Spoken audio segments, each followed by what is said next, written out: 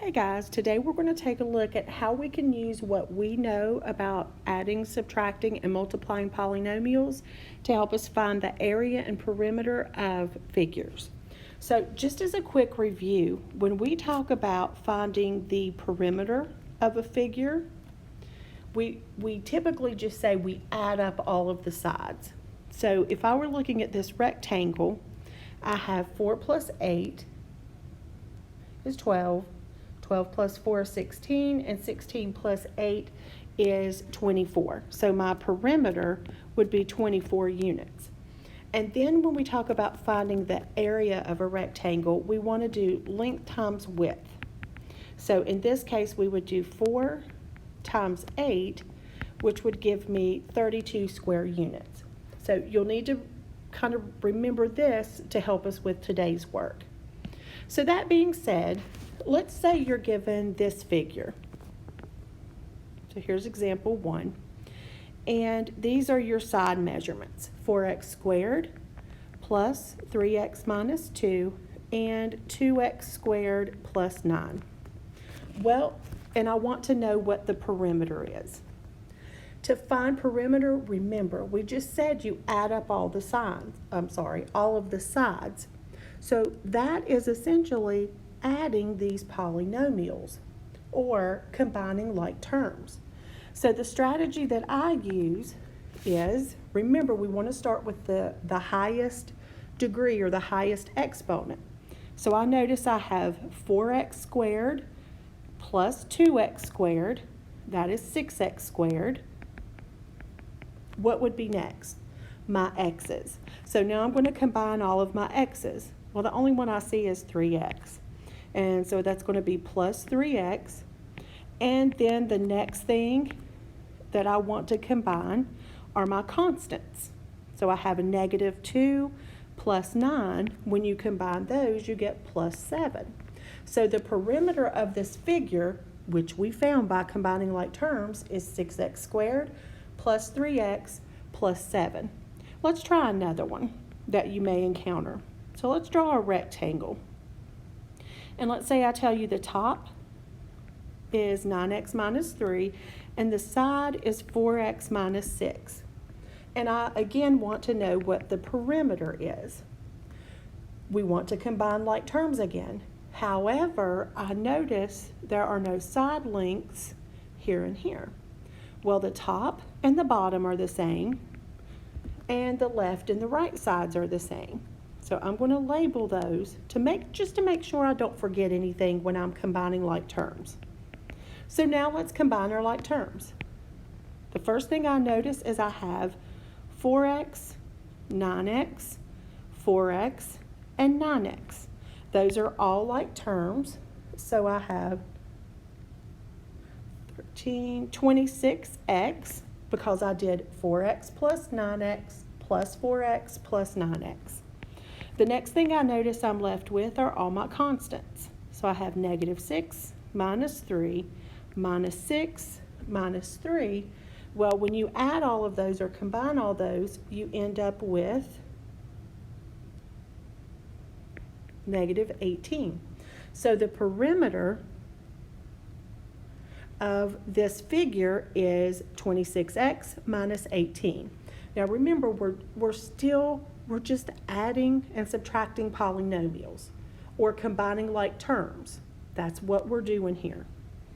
Now let's take it up another notch.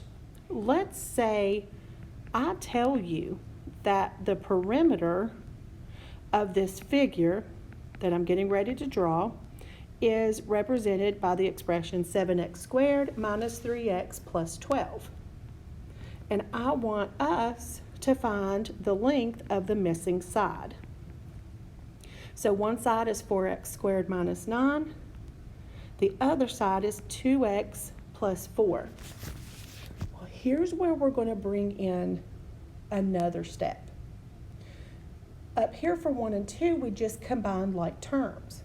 Well, we're going to do that here as well, but then we're also going to subtract. Once we combine our like terms that they've already given us, we're going to subtract it from the perimeter to find that missing side. So first, let's combine all these like terms around the figure. So I see a 4x squared. There's nothing else like that. And I'm actually going to write that down here, 4x squared. The next thing I notice is I have a 2x here. There's nothing else to be combined with that, so I'm just going to write plus 2x. And then I notice that there are some constants. I have a negative 9 plus 4. When you combine those, you get a negative 5.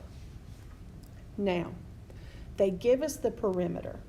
If I subtract what I just got from the perimeter, it will tell me the missing side.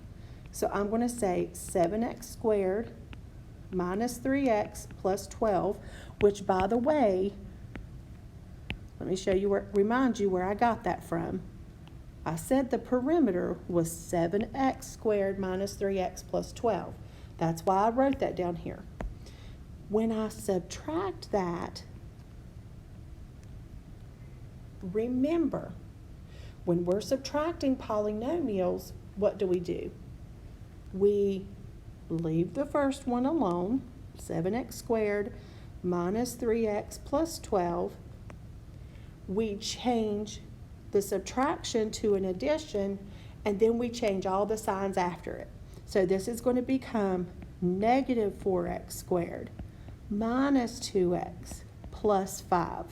See, I just kind of rewrote it the way that we're used to. Now I can just simply combine my like terms.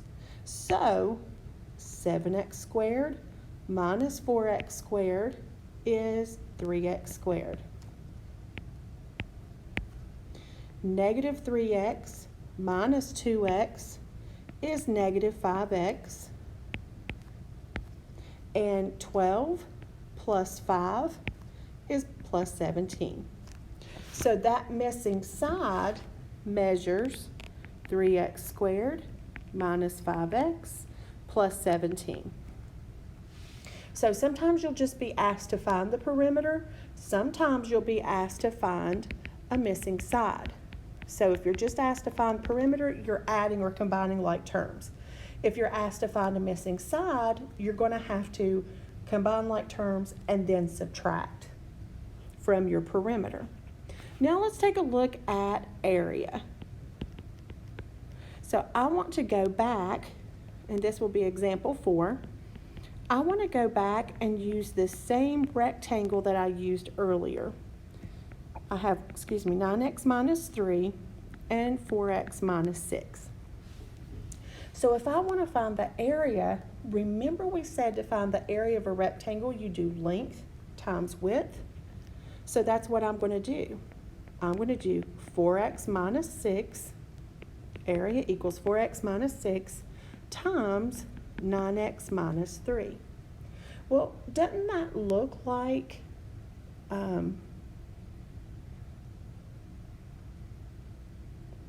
multiplying two binomials? That's where I use the FOILS method. Sorry about that, I drew a little blank there. So I'm going to multiply. First, 4x times 9x is 36x squared. Outside, 4x times negative 3 is negative 12x. Inside, negative 6 times 9x is negative 54x. And last, negative 6 times negative 3 is positive 18. Simplify. So I'm left with 36x squared. Negative 12x minus 54x is going to be negative 66x plus 18. So the area of this rectangle is 36x squared minus 66x plus 18. Let me go back and circle these answers. It's always good to circle your answer so people will know where to focus. Okay? Let me show you one last type of question you will encounter in your work. So sometimes you'll be given a rectangle with a smaller rectangle inside. And you'll be asked something like, what is the area of the shaded region? So you notice I shaded that in. And typically they'll give you a length and width of your larger rectangle and the length and width of your smaller rectangle. Well, guess what? Guess what we're going to have to do here? Find the area twice and then subtract. So again, we're pulling in all the operations that we've learned with polynomials. So first, let's find the area of the big rectangle. So we're going to do 2x minus 3 times 3x plus 4. Well, I'm going to use my FOIL strategy. So let's multiply first.